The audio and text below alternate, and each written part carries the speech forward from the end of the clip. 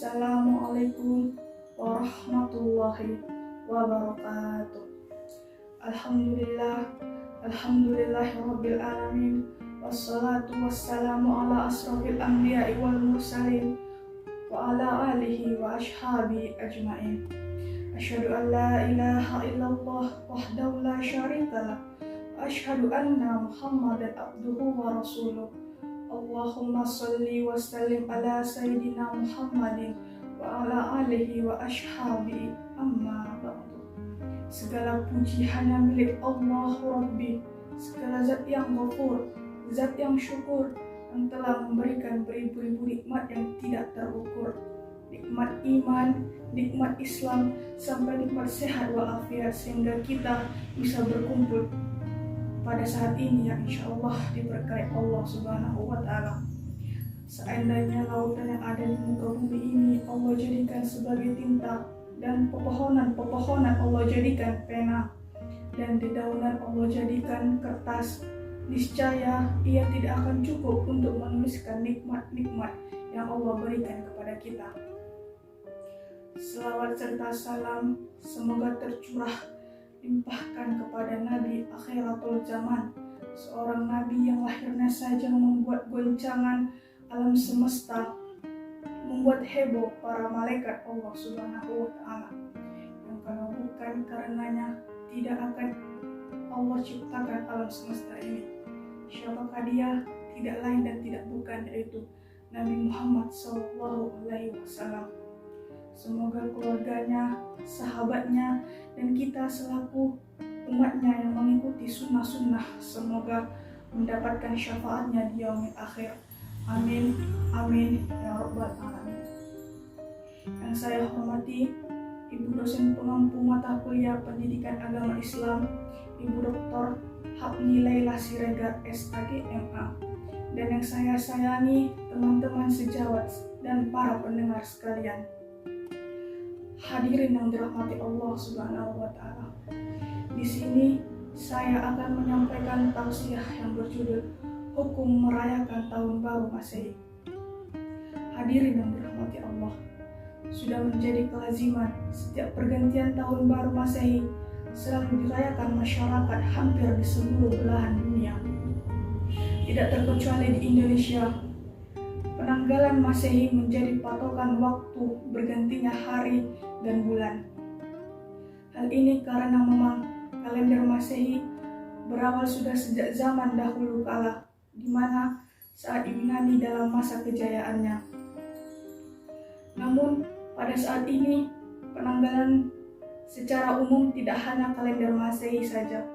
Ada penanggalan Hijriah yang berasal dari Islam dan juga memberikan sumbangsi tersendiri dalam metode penetapan waktu, hari, bulan, dan sebagainya.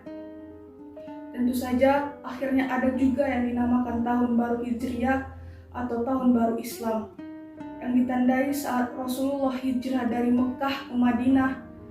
Persoalan kemudian bukan hanya pada aspek adanya penanggalan ini saja, melainkan juga pada budaya dan kebiasaan.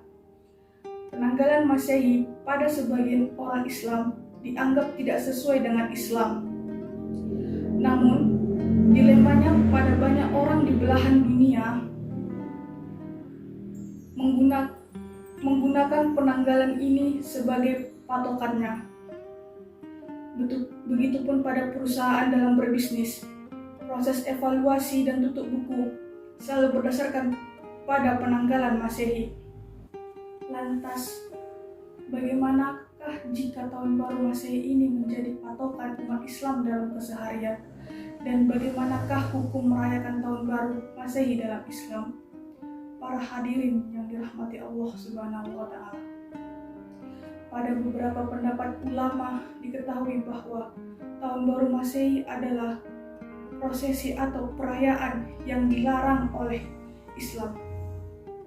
Hal ini karena tidak sesuai dengan rukun Islam, dasar hukum Islam, fungsi iman kepada Allah Subhanahu wa Ta'ala, sumber syariat Islam, rukun iman, akhlak dalam Islam, hubungan akhlak dengan iman dalam Islam, dan hubungan akhlak dan tasawuf dalam Islam. apalagi jika di dalamnya terdapat unsur-unsur hedonisme, hura-hura atau berfoya-foya.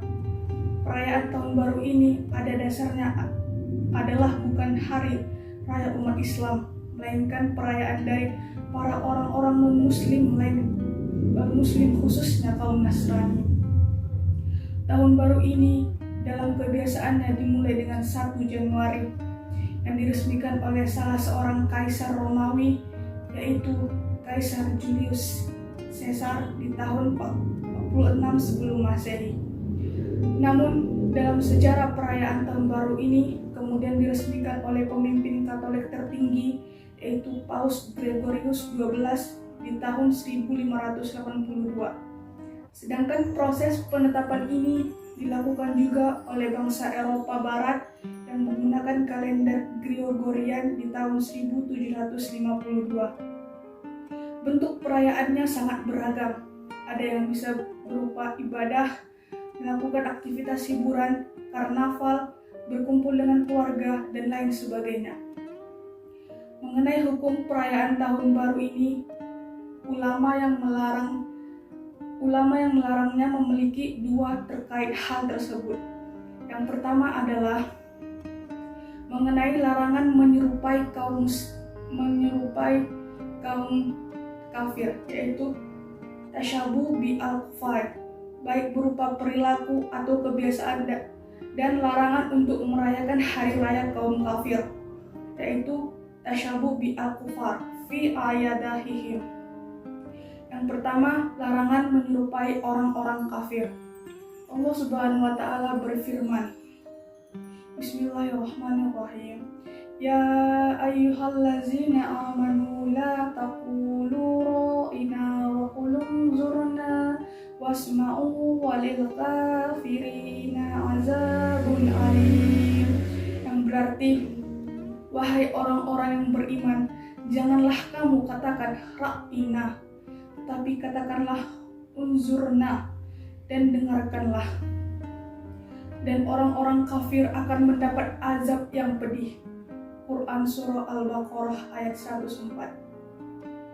Ayat ini ditafsirkan oleh Imam Ibnu Katsir bahwa Allah melarang orang-orang yang beriman untuk menyerupai orang-orang kafir dalam ucapan maupun perbuatannya. Orang Yahudi sering menggunakan kata ru'unah yang memiliki arti bodoh, sekali sebagai ejekan kepada Rasulullah SAW. Padahal maksudnya adalah ra'ina yang artinya perhatikanlah kami. Di dalam hadis, Rasulullah juga memberikan peringatan kepada umat Islam. Hal ini diantaranya adalah dari hadis sebagai berikut. Man tasyabbaha biqaumin fahuwa minhum. Yang berarti, barang siapa yang menyerupai suatu kaum, maka dia termasuk bagian dari kaum tersebut. Hal ini menjelaskan bahwa orang-orang Yahudi akan berbuat apapun hingga umat Islam mau mengikuti mereka, sedangkan mereka selalu dalam keadaan sesat dan memberikan ejekan bagi umat Islam. Jika umat Islam mengikutinya dan berbuat hal yang sama seperti mereka, tentu Allah Subhanahu wa Ta'ala akan sangat membencinya. Yang kedua adalah larangan merayakan hari raya orang kafir. Larangan merayakan tahun baru Masehi juga para ulama mendasarkannya pada hadis yang ada Rasulullah SAW datang ke kota Madinah, sedang mereka umat muslim mempunyai 2 hari yang mereka gunakan untuk bermain-main. Rasulullah SAW bertanya, apakah 2 hari ini? Mereka menjawab, dahulu kami bermain-main pada 2 hari itu, pada masa jahiliyah. Rasulullah SAW bersabda, sesungguhnya Allah telah mengganti 2 hari tersebut dengan yang lebih baik, yaitu Idul Fitri dan Idul Adha. Hadis riwayat Abu Daud. Hadis ini jelas bagi ulama adalah pelarangan umat Islam untuk merayakan hari raya orang kafir tersebut. Tahun Baru Masehi yang bukan berasal dari tradisi Islam. Untuk itu, termasuk aktivitas di dalamnya yang menyerupai kaum kafir seperti meniup trompet, menyalakan kembang api, melakukan pesta, hiburan, dan sebagainya adalah haram karena termasuk kepada menyerupai kaum kafir. Di sisi lain, ada beberapa ulama yang tidak terlalu melarang atau mengharamkan tahun baru Masehi selagi ada beberapa catatan tersendiri. Dalam konteks masyarakat sekarang, tidak dapat dipungkiri bahwa seluruh aktivitas bisnis dan berbagai macam perilaku didasarkan oleh kalender Masehi. Tentu tidak berarti kita menganggap bahwa pergantian ini menjadi suatu yang sakral atau berlebihan.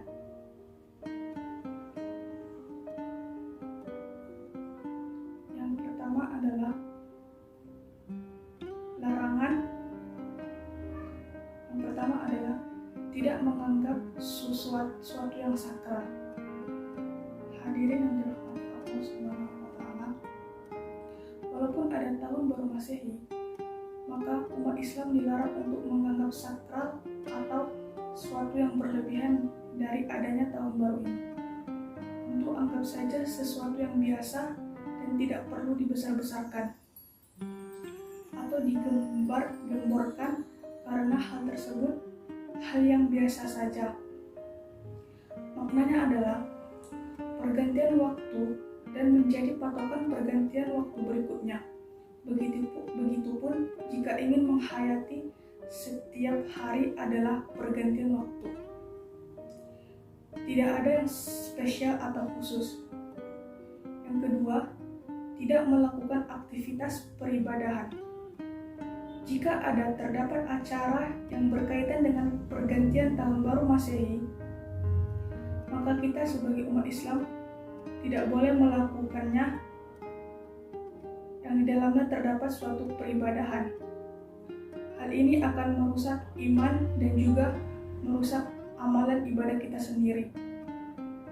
Aktivitas peribadatan biasanya mengandung puji-pujian, melakukan persembahan, atau melakukan pengagungan terhadap sesuatu yang dianggap agung atau lebih. Jika di dalamnya mengandung hal tersebut, maka tentu saja aktivitas pergantian tahun baru tersebut dilarang. Yang ketiga, tidak melakukan aktivitas yang mengandung kemaksiatan. Jangan sampai ada dalam rangka merayakan tahun baru seperti hal yang mengandung kemaksiatan atau hal yang dilarang oleh Islam. Misalnya adalah melakukan meminum minuman keras atau mengandung HAM atau melakukan pergaulan bebas dan lain sebagainya.